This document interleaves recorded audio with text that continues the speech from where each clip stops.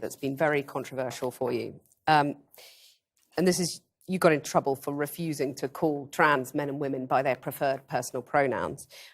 No, that's not actually true. I got in trouble because I said I would not follow the compelled speech dictates of the federal and provincial government. I actually never got in trouble for not calling anyone anything. Right. That didn't happen. You wouldn't follow the change of law, which was designed not to once it was outlaw law. discrimination. No.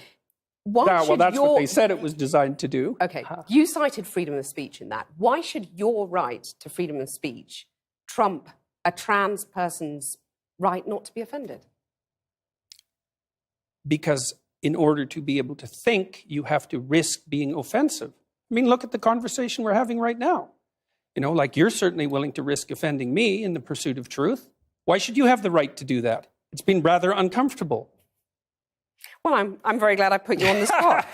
Well, I'm very glad that I have exercised my freedom of speech. You get my point. It's like you're doing what you should do, which is digging a bit to see what the hell's going on. So and that is what you should do. But you're exercising your freedom of speech to certainly risk offending me. And that's fine. I think more power to you as far as I'm concerned.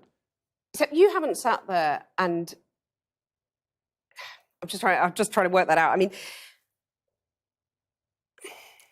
Gotcha. You have got me. I'm trying to work that through in my head. Yeah, it took a while. It did, yeah. It took a while. You have voluntarily come into the studio and agreed to be questioned. Mm-hmm. A trans person in your class has come to your class and said they want to be called That's never happened. And I would call them she. So you would. So you've kind of changed your tune on that. No, I said that right from the beginning. What I said at the beginning was that I was not going to cede the linguistic territory to radical leftists, regardless of whether or not it was put in law. That's what I said. And then the people who came after me said, oh, you must be transphobic and you mistreat a student in your class. It's like, I never mistreated a student in my class. I'm not transphobic, and that isn't what I said. Well, except you've also called trans campaigners authoritarian, haven't you? I mean, isn't that grossly... Well, only in the broader context of my claims that radical leftist ideologues are authoritarian, yes, which they are. You're saying someone who's trying to work out their gender identity, who may well have struggled with that, had quite a tough time over the years. With it, yeah. You're comparing them with, Chairman Mao, who saw the deaths of millions of people. Well, even if the activists, they're trans people too. They have a right to say these things. Yeah, but they don't have a right to speak for their whole community. To compare them to Chairman Mao or... Augusto Pinochet. I mean, this is grossly insensitive. I didn't compare them to Pinochet. Well, I did compare them to He was an authoritarian. He's a right-winger, though. I was comparing them to the left-wing totalitarians. Okay. And I do believe they are left-wing totalitarians. Under Mao, millions of people died. Right. I mean, there's no comparison between Mao and a trans activist, is there? Why not? Because trans activists aren't killing millions of people? The philosophy that's guiding their utterances is the same philosophy.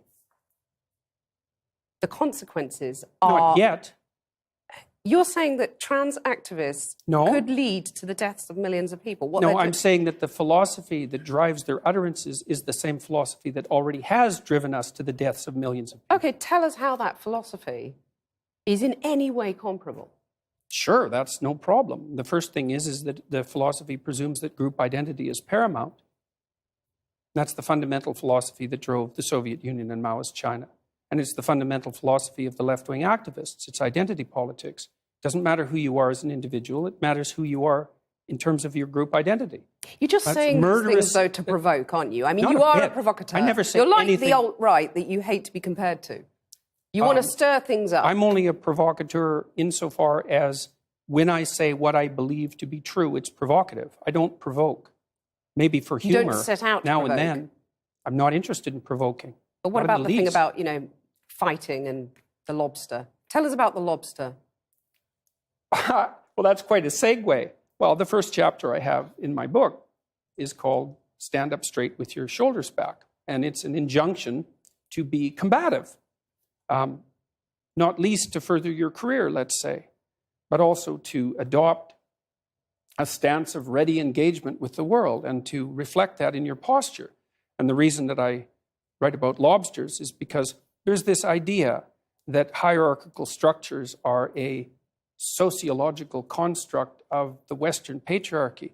And that is so untrue that it's almost unbelievable. And I use the lobster as an example because the lobster We divulged from lobsters in evolutionary history about 350 million years ago, common ancestor. And lobsters exist in hierarchies, and they have a nervous system attuned to the hierarchy. And that nervous system runs on serotonin, just like our nervous systems do.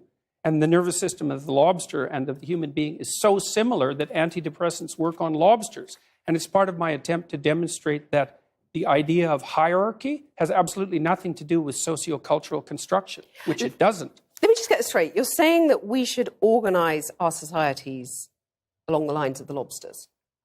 I'm saying that it's inevitable that there will be continuity in the way that animals and human beings organize their structures. It's absolutely inevitable. And there is 1/3 of a billion years of evolutionary history behind that.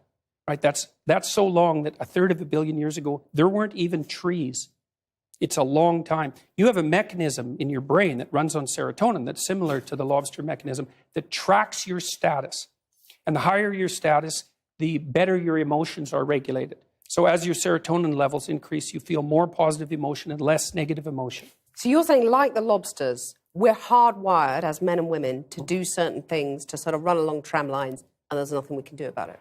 No, I'm not saying there's nothing we can do about it, because it's like in a chess game, right? There's lots of things that you can do, although you can't break the rules of the chess game and continue to play chess. And your biological nature is somewhat like that, is it sets the rules of the game, but within those rules you have a lot of leeway. But the idea that, one thing we can't do is say that hierarchical organization is a consequence of the capitalist patriarchy. It's like, that's patently absurd. It's wrong. It's not a matter of opinion. It's seriously wrong. Aren't you just whipping people up into a state of anger? And not at all. Divisions between men and women, you're stirring people up. You have any critics of you online get absolutely lambasted by your followers. And by me, generally. Sorry, your critics get lambasted by you. I mean, isn't that irresponsible? Not at all. If an academic is going to come after me and tell me that I'm not qualified and that I don't know what I'm talking about, so you're not going to say to your followers now, quit the abuse, quit the anger? Well, we'd need some substantial examples of the abuse and the anger before I could detail that question. There's a lot of it out there. Let's take a more general perspective on that.